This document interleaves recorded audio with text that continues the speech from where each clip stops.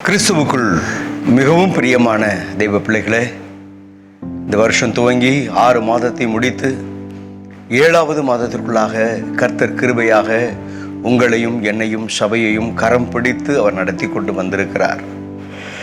இந்த ஜூலை மாதத்திற்கென்று கர்த்தர் உங்களுக்கும் எனக்கும் சபைக்கும் கொடுத்திருக்கிற வாக்குத்தத்த வசனத்தை உங்களோடு கூட பகிர்ந்து கொண்டு உங்களுக்காக நான் செபிக்க விரும்புகிறேன்.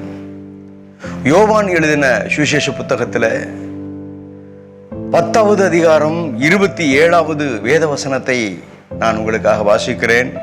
கவனித்து பாருங்கள். என் ஆடுகள் என் சத்தத்துக்கு செவி கொடுக்கிறது, நான் அவைகளை அறிந்திருக்கிறேன், அவைகள் எனக்கு பின் செல்லுகிறது என்று ஒரு வார்த்தை எழுதப்பட்டிருக்கிறது.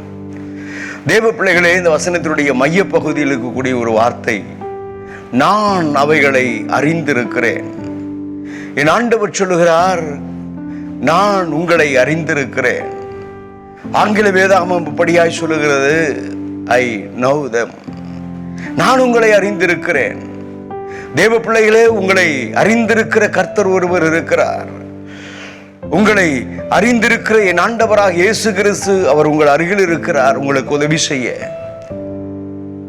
உலகத்தின் ஜனங்களை பார்க்கும்போது உலக ஜனங்கள் சொல்லுகிற ஒரு வார்த்தை, ஐயா, இத்தனை வருஷ காலம் நான் வாழ்ந்து விட்டேன், என்னுடைய கணவனை புரிந்து கொள்ள முடியவில்லை என்று சொல்லக்கூடிய மனைவிமார்கள் உண்டு.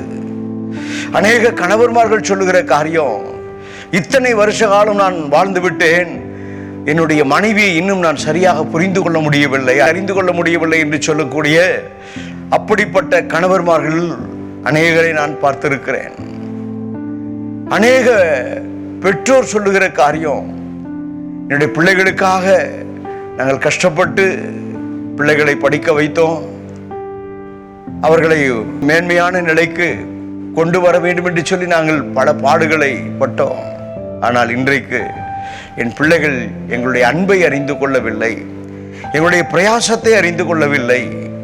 நாங்கள் இந்த பிள்ளைகளை வளர்ப்பதற்காக பட்ட அந்த கஷ்டங்களை பிள்ளைகள் அறிந்து கொள்ளாதபடிக்கு அவர்கள் ஏனோதானோ என்று வாழுகிறார்கள் என்று சொல்லக்கூடிய பிள்ளைகளை குறித்து பெற்றோர்கள் சொல்லுகிற வார்த்தைகளையும் கேட்டிருக்கிறேன். அதே நேரத்தில் பிள்ளைகள் சொல்லுகிற காரியம், பசனுடைய அப்பாவையோ அம்மாவையோ என்னால் அறிந்து கொள்ள முடியவில்லை, புரிந்து கொள்ள முடியவில்லை, என்ன புரிஞ்சுக்க மாட்டேங்கிறாங்க, என்னை அறிந்து கொள்ள மாட்டேங்கிறாங்க, என்னுடைய காரியங்களை எல்லாம் அவர்கள் அறிந்து புரிந்து நடக்கிறதாக தெரியவில்லை என்று புலம்புகிற அப்படிப்பட்ட வாலிப பிள்ளைகளையும் நான் பார்த்திருக்கிறேன். தேவ பிள்ளைகளே, இந்த நாளிலும் நான் சொல்லட்டும், உங்களையும் என்னையும் அறிந்திருக்கிற கர்த்தர் ஒருவர் உண்டு. உங்களையும் என்னையும் அறிந்திருக்கிற என் ஆண்டவராகிய இயேசு கிறிஸ்து அவர் உங்களை பார்த்து சொல்லுகிறார், நான் அவைகளை அறிந்திருக்கிறேன், நான் உங்களை அறிந்திருக்கிறேன். யாரை கர்த்தர் அறிந்திருக்கிறார் என்று சொல்லி இந்த வசனத்தில் பார்க்கும்போது, இந்த வசனத்தில் சொல்லப்பட்டிருக்கிறது, இந்த உலகத்தில் இருக்கக்கூடிய ஜனங்களை ஆடுகளைப் போலவும், என் ஆண்டவராகிய இயேசு கிறிஸ்து அவர் நல்ல மேய்ப்பனை போலவும் ஒப்பனையாக அவர் எழுதி வைத்திருக்கிறார். என் ஆடுகள் என் சத்தத்துக்கு செவி கொடுக்கிறது. தேவ பிள்ளைகளை, யாரை கர்த்தர் அறிந்திருக்கிறார் என்று சொன்னால், யார் யாரெல்லாம் கர்த்தருடைய சத்தத்துக்கு செவி கொடுத்து இந்த பூமியிலே வாழ தங்களை அர்ப்பணித்து, ஆண்டவரே உம்முடைய சத்தத்துக்கு கேட்டு, ஆண்டவரே உம்முடைய சத்தத்தை கேட்டு உம்முடைய சித்தத்தின்படி செய்ய நான் அர்ப்பணிக்கிறேன், என்னை நடத்தும் என்று சொல்லுகிற தேவ பிள்ளைகளை கர்த்தர் அறிந்திருக்கிறது மாத்திரம் அல்ல, அந்த வசனத்தினுடைய பின்பகுதியில் சொல்லப்பட்டிருக்கிற வார்த்தை, அவைகள் எனக்கு பின் செல்லுகிறது என்று சொல்லி எழுதப்பட்டிருக்கிறது. நல்ல மேய்ப்பன் முன்பாக கடந்து போகிறார், தடைகளை உடைக்கிறவராய் கடந்து போகிறார், கோணலானவைகளை செவ்வையாக்குகிறவராக அவர் கடந்து போகிறார். எனவே அவர் முன்பாக கடந்து போகும்போது, தேவ பிள்ளைகளே, நீங்களும் நானும் கர்த்தரை அறிந்த தேவ பிள்ளைகளாகிய நீங்களும் நானும் அவருக்கு பின்பாக கடந்து போவது பாதுகாப்பான ஒரு வாழ்க்கை. இயேசுவுக்கு பின்பாக நாம் கடந்து போவது பாதுகாப்பான ஒரு வாழ்க்கை, ஆசீர்வாதமான ஒரு வாழ்க்கை. கர்த்தர் தருகிற சுகபல சந்தோஷ சமாதானமான ஒரு வாழ்க்கை. இன்னும் பல காரியங்களை சொல்லிக்கொண்டே போகலாம். தேவ பிள்ளைகளே, இந்த நாளில் மீண்டும் நான் உங்களுக்கு சொல்லுகிறேன், இந்த வருஷம் துவங்கி 6 மாதத்தை முடித்து 7வது மாதத்தினுடைய முதல் நாளில் இந்த காலை வேளையில் இந்த சத்தத்தை கேட்கிற தேவ பிள்ளைகளே, உங்களை அறிந்திருக்கிற கர்த்தர் ஒருவர் இருக்கிறார். உங்களுடைய உணர்வுகளை அறிந்திருக்கிற, உங்களுடைய குடும்பத்தின் காரியங்களை அறிந்திருக்கிற, உங்கள் குடும்பத்தின் சூழ்நிலைகளை அறிந்திருக்கிற, உங்களுடைய கணவன், உங்களுடைய மனைவி, உங்களுடைய பிள்ளைகள், உங்களுடைய நீங்கள் செய்கிற வேலை, நீங்கள் செய்கிற தொழில் எல்லாவற்றையும் அறிந்து இருக்கிற கர்த்தர், எல்லாவற்றையும் அறிந்திருக்கிற கர்த்தர் அவர் உங்களை இந்த மாதத்தில் தொடர்ந்து நடத்துவார். நீங்க செய்ய வேண்டியதெல்லாம் அவருடைய சத்தத்துக்கு கீழ்ப்படியணும். அவருக்கு பின்பாக நீங்க போகணும். இயேசுவுக்கு பின்பாக நீங்க போகணும். இயேசு இல்லாம நான் முன்னாடி போறேன்னு சொன்னா ஆபத்துக்கள் வரும், பொல்லாப்புக்கள் வரும், தீமைகள் வரும். இதையெல்லாம் உங்களால் மேற்கொள்ள முடியாது. இயேசு கிறிஸ்து முன்னே கடந்து போனால்தான் தேவ பிள்ளைகளே, உங்களுடைய வாழ்க்கையில காணப்படுகிற தடைகள் உடையும், எதிர்ப்புகள் நிர்மூலமாகும், கோணலானவைகள் செவ்வையாகும். கர்த்தர் உங்களை ஆசீர்வதித்து வழி நடத்துவார்.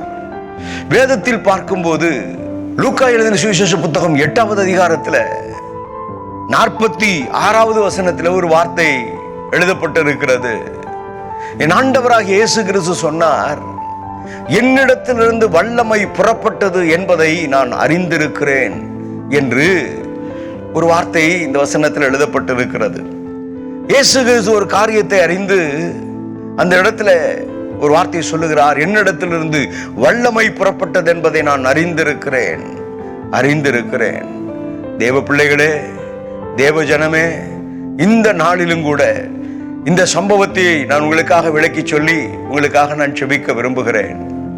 இந்த வசனத்தில் பார்க்கும்போது லூக்கா எழுதின சுவிசேஷ புத்தகம் 8வது அதிகாரம் 43வது வசனத்திலிருந்து 48வது வசனம் வரைக்கும் இந்த சம்பவம் எழுதப்பட்டிருக்கிறது. 43வது வசனத்தில் சொல்லப்பட்டிருக்கிற வார்த்தையை பார்க்கும்போது 12 வருஷமாக பெரும்பாடுள்ள ஒரு ஸ்திரீ என்று எழுதப்பட்டிருக்கிறது. ஒரு ஸ்திரியை குறித்து எழுதப்பட்டிருக்கிறது. ஒரு நாள் 2 நாள் இந்த வியாதி இல்லை, ஒரு நாள் 2 நாள் இந்த வியாதி பலகீனம் இல்லை, 12 வருஷம். பாருங்க, யோசிச்சு பாருங்க, 12 வருஷம் பெரும்பாடுள்ள ஸ்திரீ. ஒரு தலைவலி அல்ல, காய்ச்சல் அல்ல. தேவ பிள்ளையை பெரும்பாடு என்று சொன்னால் சமுதாயத்தில் அவளால் நடக்க முடியாது. ஏன் இந்த பெண்மணியை குறித்து எழுதப்பட்டு இருக்கிறதே தவிர இவளுக்கு சொந்தக்காரர்கள், கணவனோ அல்லது உறவினர்களோ, சொந்த சகோதரர்களோ, தாயோ தகப்பனையோ குறித்து இந்த வசனத்தில் எழுதப்படவில்லை. ஏனென்றால் ஒருவேளை அவர்கள் இல்லாதிருந்திருக்கலாம், இல்லாவிட்டால் அவர்கள் இவளை புறந்தள்ளி இருந்திருக்கலாம். ஆனால் இவள் சொல்லுகிற அந்த வார்த்தை சொல்லுகிறது 12 வருஷம் பெரும்பாடு. 12 வருஷம். ஆனால் இந்த 12 வருஷம் பெரும்பாடோடு கூட இருக்கிற இந்த சகோதரி, அவள் செய்த காரியம், தன்னிடத்தில் இருக்கக்கூடிய எல்லா பணத்தையும் அவள் செலவழிக்கிறாள். ஒவ்வொரு மருத்துவரிடத்திலும் போய் இந்த வியாதிக்கான, இந்த பலகீனத்துக்கான தீர்வு உண்டா, இதிலிருந்து நான் சுகம் பெறுவேனா, 12 வருஷமா இவ்வளவு பாடுகளை பட்டுக் கொண்டிருக்கிறேனே என்று சொல்லி அவள் பல வைத்தியர்களை தேடினாளாம். ஆனாலும் கூட அவளுடைய ஆஸ்தி செலவழிந்தது, அவளுடைய பணம் செலவழிந்தது. ஆனால் மருத்துவர்களால் அந்த நோயை குணப்படுத்த முடியவில்லை. தேவ பிள்ளைகளே, இன்றைக்கு நான் சொல்லட்டும், உங்களுடைய வாழ்க்கையில தொடர்ந்து இத்தனை வருஷ காலமாக இந்த பிரச்சனை, போராட்டம், இத்தனை வருஷ காலமா இந்த வியாதி, இந்த வேதனை, இந்த கவலை, கண்ணீர், இத்தனை வருஷ காலமா என்னுடைய வாழ்க்கையிலே காணப்படுகிற இந்த நெருக்கம், உபத்திரவம், போராட்டம், இத்தனை வருஷ காலமாய் என்னுடைய வாழ்க்கை மேலே எழும்ப முடியாதபடி காணப்படுகிற நிலைமை, எப்பொழுது எனக்கு ஒரு ஆசீர்வாதம் வரும், எப்பொழுது இந்த தரித்திரம் மாறும், எப்பொழுது இந்த கடன் பிரச்சனை மாறும், எப்பொழுது இந்த வியாதி வேதனைகள் மாறும் என்று சொல்லி அந்த பெரும்பாலுள்ள ஸ்திரியை போல எப்பொழுது என்று ஒருவேளை நீங்கள் ஏங்கிக் கொண்டிருக்கலாம். இந்த ஸ்திரீ செய்தது போல தன்னிடத்தில் இருக்கக்கூடிய பணத்தை அவள் செலவழித்து எப்படியாகிலும் குணம் பெற்று விடலாம் என்று சொல்லி உங்களுக்கு தெரிந்த தேவ பிள்ளைகளே, மூளை அறிவை வைத்து, உங்களிடத்தில் இருக்கக்கூடிய பணபலத்தை வைத்து, உங்களிடத்தில் இருக்கக்கூடிய படிப்பு, கல்வி அறிவை வைத்து நான் மேலோங்கி விடுவேன் என்று சொல்லி ஒருவேளை நீங்கள் நினைத்து இதுவரைக்கும் காரியங்களை செய்து இந்த வசனத்தில் சொல்லப்பட்டிருக்கிறபடி அநேக பணத்தை செலவழித்தும் வைத்தியர்களால் குணமாக்கப்பட முடியாத ஒரு நிலைமை, அநேக பிரயாசங்களை பட்டும் என்னுடைய வாழ்க்கையில் இதற்கு தீர்வு இல்லாத நிலைமை என்று சொல்லக்கூடிய அப்படிப்பட்ட நிலைமையில இந்த காலை வேளையிலும் இந்த செய்தியை கேட்டுக்கொண்டிருக்கிற சகோதரனே, சகோதரிய, குடும்பமே, 12 வருஷ பெரும்பாலுள்ள சிறியை போல நீ இந்த நாளிலும் கூட அந்த செய்தியை கேட்டுக்கொண்டிருக்கிறாயா? 44வது வசனத்தை வாசித்து பார்த்தால் அந்த வேத வசனத்தில் சொல்லப்பட்டிருக்கிறது. அந்த பெண்மணி செய்த காரியம் என்ன? இயேசுவுக்கு பின்பாக வந்து அவருடைய வஸ்திரத்தின் ஓரத்தை தொட்டாள் என்று ஒரு வார்த்தை எழுதப்பட்டு இருக்கிறது. தேவ பிள்ளைகளே, இயேசு கிறிஸ்துவுக்கு பின்பாக வருகிறாள். ஏன் பின்பாக வரணும்? முன்பாக வர முடியாது. உதிரப்போக்கு இருக்கிறவர்கள் பொதுவெளியிலே நடமாட முடியாது, ஆலயத்துக்குள்ளே வர முடியாது. அவர்கள் தீட்டு என்று சொல்லக்கூடிய நிலைமைதான் பழைய ஏற்பாட்டு காலத்துல. தேவ பிள்ளைகளே, அப்படிப்பட்ட நிலைமையில இந்த பெண்மணி இயேசு கிறிஸ்து எப்படிப்பட்டவர் என்பதை மற்றவர்கள் சொல்ல கேட்டு அறிந்திருந்தார். இயேசு கிறிஸ்துவினுடைய வல்லமை எப்படிப்பட்டது என்பதை இந்த பெண்மணி கேட்டு அறிந்திருந்தபடியினால், இயேசு எப்படிப்பட்டவர், இந்த சரீர நோய்களை, பலகீனங்களை குணமாக்க வல்லவர் என்பதை அவள் அறிந்திருந்தாள். இயேசு கிறிஸ்து எப்படிப்பட்டவர், மரித்தவர்களை உயிரோடு கூட எழுப்புகிறவராய் இருக்கிறாராமே. மரித்தும் 4 நாட்களான லாசருவையே உயிரோடு கூட எழுப்பினவராமே. அப்படிப்பட்ட வல்லமையுள்ள இயேசு கிறிஸ்து இந்த பூமியிலே அவர் நடமாடிக் கொண்டிருக்கிறாரே, அவரிடத்தில் நான் போனால் எனக்கு ஒரு சுகம் கிடைக்கும் என்று சொல்லி அப்படிப்பட்ட எதிர்பார்ப்போடு கூட அவள் செய்த காரியம்தான் இயேசுவுக்கு பின்பாக வருகிறாள். இயேசுவுக்கு முன்பாக வர முடியாது. சீஷர்கள் தடுத்து விடுவார்கள். அங்கிருக்கிறவர்கள் அவளை அப்புறப்படுத்தி விடுவார்கள். எப்படியோ ஜனக்கூட்டத்தில் அவள் புகுந்து இயேசுவுக்கு பின்பாக வந்து விட்டாள். வந்து இப்பொழுது அவள் செய்கிற காரியம், இயேசு கிறிஸ்துவிடத்தில் போய் நான் சொல்லி என் காரியங்களை எல்லாம் சொல்லி ஜெபம் பண்ணி அற்புதத்தையும் பெற்றுக்கொள்ள முடியாது. இயேசு என்னை தொட்டால் சுகம் தருவார், சுகம் கிடைக்கும், உண்மைதான். ஆனால் நான் இதை போய் முன்பாக போய் நின்று பேசி சொல்லி சுகத்தை பெற்றுக்கொள்ள முடியாது. எனவே அவர் என்னை தொட வேண்டாம், அவரையும் நான் தொட வேண்டாம். அவர் அணிந்திருக்கிற வஸ்திரத்தில் கூட வல்லமை இருக்கிறதே, அவர் அணிந்திருக்கிற வஸ்திரத்தில் கூட வல்லமை இருக்கிறதே, அந்த வல்லமையுள்ள வஸ்திரத்தினுடைய ஓரத்தை நான் தொட்டால் போதும் என்று சொல்லி அவள் இயேசுவுக்கு பின்பாக ஓடி போய் வஸ்திரத்தின் ஓரத்தை தொட்டாள். தேவ பிள்ளைகளை, வஸ்திரத்தின் ஓரத்தை தொட்டாள். வசனம் சொல்லுகிறது, அந்த வசனத்தினுடைய அடுத்த பகுதி சொல்லுகிறது, அவள் தொட்டால் உடனே அவளுடைய பெரும்பாடு நின்று போயிற்று என்று சொல்லி எழுதப்பட்டிருக்கிறது. தேவ பிள்ளைகளே, இயேசு கிறிஸ்து அந்த இடத்துல நின்று கொண்டிருக்கிறார். அநேகர் அவரை தொட்டு கொண்டிருக்கிறார்கள், இடித்துக் கொண்டிருக்கிறார்கள், நெருக்கி கொண்டிருக்கிறார்கள். அநேகருடைய சரீரம் இயேசு கிறிஸ்துவை தொட்டு கொண்டிருக்கிறது. ஆனால் இந்த பெண்மணி போய் இயேசு கிறிஸ்துவுடைய சரீரத்தை கூட தொடல, வஸ்திரத்தின் ஓரத்தை தொட்டாள். தொட்ட உடனே இந்த வசனம் சொல்லுகிறது, அவளுடைய பெரும்பாடு, 12 வருஷம் பெரும்பாடு உடனே நின்று போனதான். அதை உணர்ந்தாள். இந்த அற்புதம் நடந்ததை, தன் சரீரத்தில் நடந்ததை உணர்ந்தாள். தேவ பிள்ளையே, தேவஜனமே, இந்த நாளிலும் கூட ஒருவேளை உன்னுடைய வாழ்க்கையில நான் இயேசுவுக்கு முன்பாக நிற்க முடியாதபடிக்கு என்னுடைய வாழ்க்கை பாவம் நிறைந்ததா இருக்கிறதே, இயேசுவுக்கு முன்பாக நிற்க முடியாதபடிக்கு நான் இயேசுவை அறியாத குடும்பத்தில் பிறந்திருக்கிறேனே, எனக்கு இயேசு கிறிஸ்து ஒரு அற்புதம் செய்வாரா? வேதத்தை குறித்து தெரியாது, வேத வசனத்தை குறித்து தெரியாது, ஜெபத்தை குறித்து தெரியாது. நான் இயேசுவை அறியாத குடும்பத்தில் அல்லவா பிறந்திருக்கிறேன்.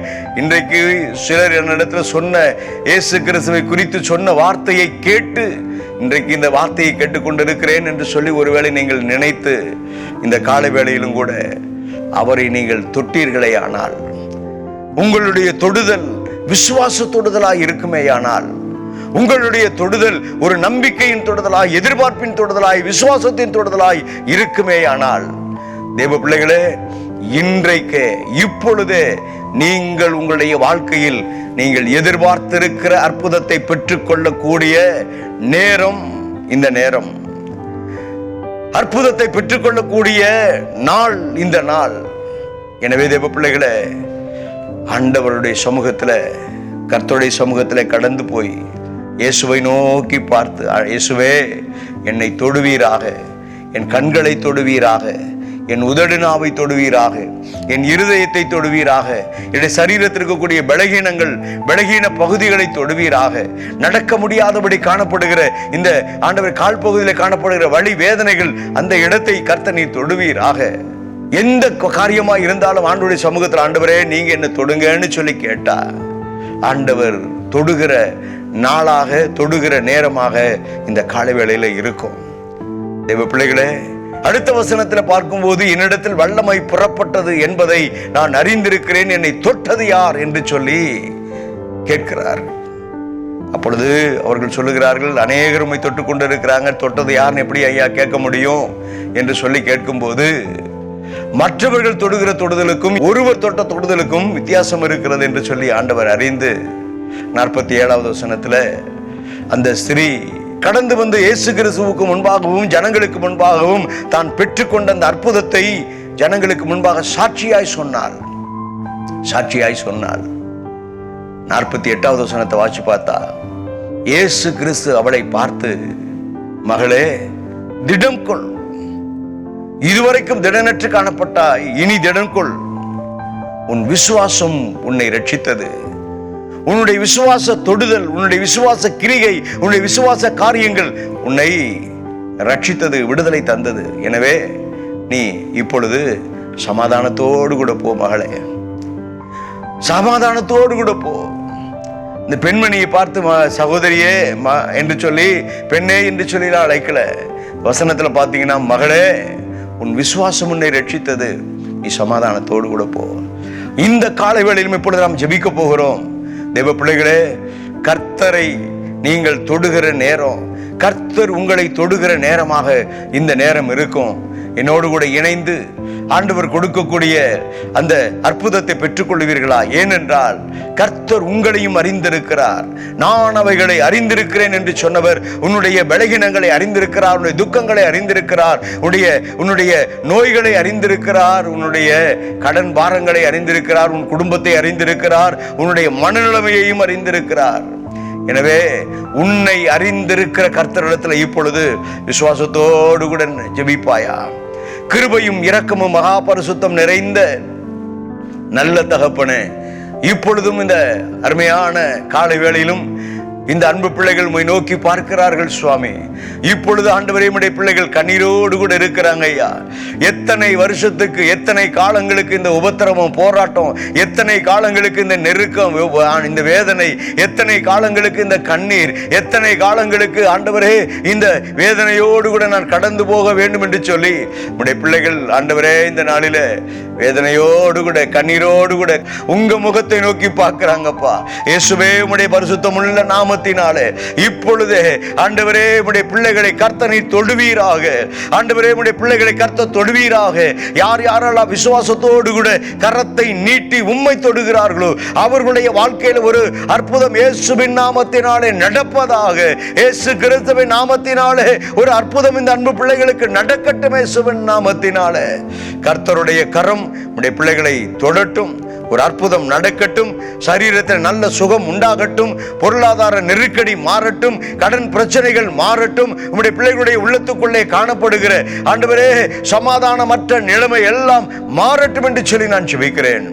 குடும்ப சமாதானத்தை, சந்தோஷத்தை கெடுக்கிற, சுகத்தை கெடுக்கிற, பலகீனங்களை கொண்டு வருகிற பொல்லாத ஆவிகள் இயேசுவின் நாமத்தினாலே கட்டப்பட்டு போவதாக, அழிக்கப்பட்டு போவதாக என்று சொல்லி ஜெபிக்கிறேன். கர்த்தருடைய கிருபை நிறைந்த கரத்தில் ஆண்டவரே இந்த அன்பு பிள்ளைகளை ஒப்புக் கொடுக்கிறேன். கர்த்தர் நீர் தொடர்ந்து உம்முடைய பிள்ளைகளை பொறுப்படுத்திக் கொள்ளும். உம்முடைய பிள்ளைகளை கர்த்தர் நீர் அறிந்திருக்கிறீர்.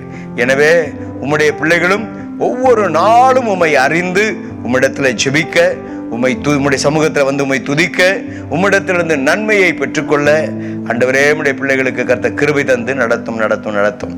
இயேசு இரட்சகருடைய நாமத்தில் ஜெபிக்கிறேன் ஜீவன் உள்ள நல்ல பிதாவே, ஆமென், ஆமென், ஆமென், ஆமென். God bless you. கர்த்தர் உங்களை ஆசீர்வதிப்பாராக. Praise the Lord. Amen, amen, amen.